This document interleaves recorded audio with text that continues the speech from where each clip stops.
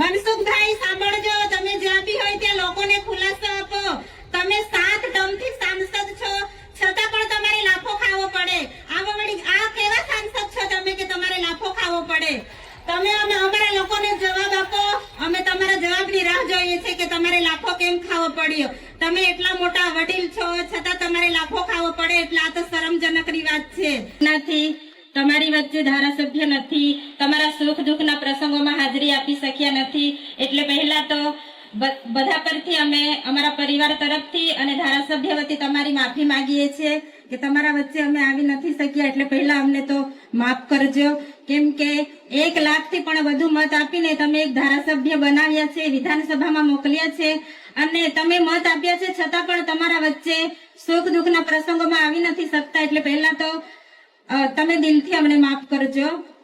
હવે ટૂંક સમયમાં આપણી ચૂંટણીઓ આવી રહી છે, તાલુકા જિલ્લાની. એના માટે આપણે એક સભા રાખી છે, એટલે તમે બધા સાથ સહકાર આપજો.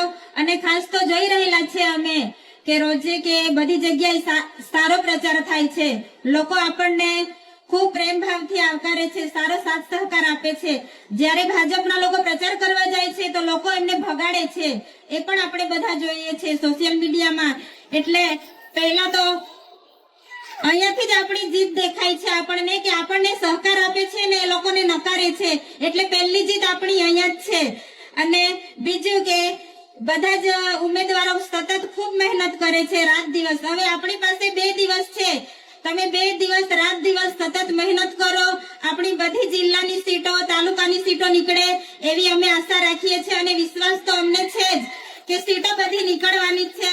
અને આપણી બોડી બેસે છે તો અમે અહીંથી તમને કહી દઈએ છીએ, એટલે વિશ્વાસ રાખજો, સાથ સહકાર આપજો. જિલ્લા પર પણ ઝાડુને જ વોટ આપવાનો છે અને તાલુકા પર પણ, એટલે 2 વોટ જશે આપણા. કોઈને ના સમજ પડતી હોય તો સમજાવજો. આપણા કોઈ દાદા હોય, વડીલોને હોય ના સમજણ પડતી હોય એમને પણ યુવાન મિત્ર સમજાવે એવી અમે આશા રાખીએ છીએ. આપણા ધારાસભ્ય ચૂંટાયા પછી એક પણ દિવસે ઘરે આરામ કર્યો નથી, સતત આપણા માટે લડતા રહી છે. એટલે ભાજપની સરકારને આંખોમાં કણાની જેમ ખૂંચે છે.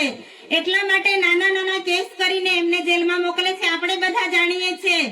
મંડળા જિલ્લા પંચાયત ભૂલી નથી જવાનું. ગ્લાસ છે આપણી સામે, ભૂલવાનું નથી.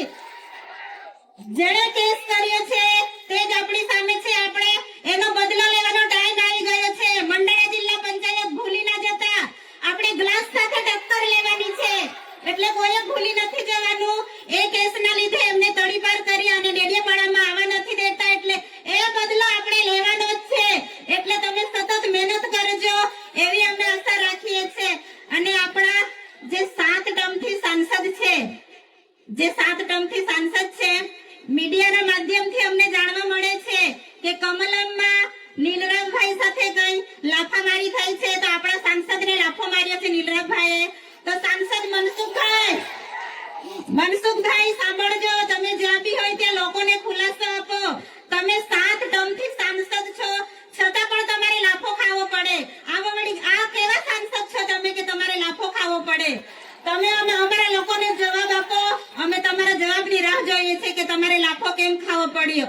તમે એટલા મોટા વડીલ છો, છતાં તમારે લાફો ખાવો પડે એટલે આ તો શરમજનકની વાત છે. બીજું કે આપણા ખેડૂતોને અહીંયા વેપારીમાં ઘણી નુકસાનીઓ થાય છે, એના માટે પણ આપણે લડવાનું છે.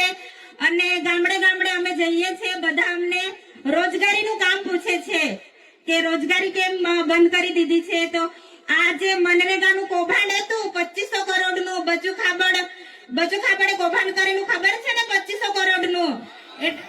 હા, એટલા માટે આપણી રોજગારી અત્યારે એ લોકોએ બંધ કરાવી છે, એટલે બધી જગ્યાએ જ બંધ છે. અને એ લોકો ખાલી એવું કહે છે કે ડેડિયાપાડામાં બંધ છે, પણ રોજગારી બધે જ બંધ છે. કે ડેડિયાપાડામાં ધારાસભ્યને બદનામ કરવા માટે ભાજપ વાળા પ્રચાર કરે છે, પણ એ લોકોની વાતમાં કોઈ આવવાનું નથી. એ લોકો જૂઠું બોલીને અત્યારે વોટ લેવાના છે, એટલે એ લોકો આપણને ભમરાવે છે. આપણે એમની વાતમાં આવવાનું નથી. અને અમારી પાર્ટીના લોકોને લોભ લાલચ આપીને ભાજપ વાળા ટિકિટો આપીશું, લોભ લાલચ આપીને લઈ જાય છે. તો આપણી પાર્ટીમાંથી જે રાજીનામું આપીને જાય છે ભાજપ વાળા, એ લોકોનું કઈ વેલ્યુ કરતા નથી અને એ લોકો જાય છે પાર્ટીમાં પણ એમનું નું કોઈ જ વેલ્યુ નથી તે આપણે જોઈ રહેલા છે. પણ આપણે બધાય સાથે રહેવાનું છે. સાહેબના હાથ મજબૂત કરવાના છે. સાહેબ એકલા પડે છે એટલે આ લોકો બધા ડરાવીને ધમકાવીને જેલમાં મોકલે છે, એટલે એનો બદલો આપણે આ ચૂંટણીમાં લેવાનો જ છે. પોલીસ કર્મીઓ અને અધિકારીઓ પણ સાંભળી લેજો, તમારાથી સહન થાય એટલું જ કરજો, નહીં તો અમારી સરકાર બનશે તો અમે વ્યાજ સાથે હિસાબ લઈશું તમારો, એટલું યાદ રાખજો તમે. કેમ કે અમારા લોકોને ઘણા હેરાન કરો છો, અમે રોજના રોજ વિડીયો જોઈએ છે, એટલે તમારાથી સહન થાય એટલા જ હેરાન કરજો. અમે વ્યાજ સાથે હિસાબ લેવા તૈયાર છે અમારા લોકો સાથે. તો તમે બધા અમને વિશ્વાસ આપો કે તમે બધા ઝાડુને વોટ આપશો ને? હા, તમે આપશો એવી અમે તો આશા રાખીએ છીએ, કેમ કે અમને લોકોનો ખૂબ સારો પ્રતિસાદ મળે છે. અને આપણા ઉમેદવારોને પણ ખૂબ આભાર માનીએ કે રાત દિવસ સતત મહેનત કરે છે. હવે 2 દિવસ છે, મહેનત કરજો અને બધી સીટો નીકળે એવી અમે આશા રાખીએ છીએ.